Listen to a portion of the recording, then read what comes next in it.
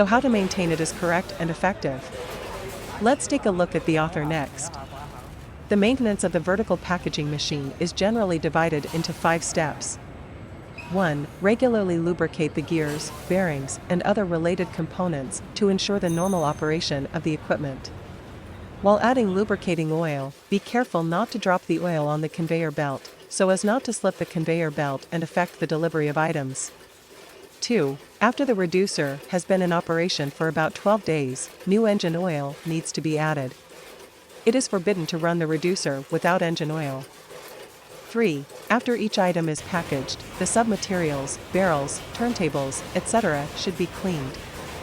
4. Regularly clean the dust inside the control box to prevent short circuit or poor contact due to excessive dust.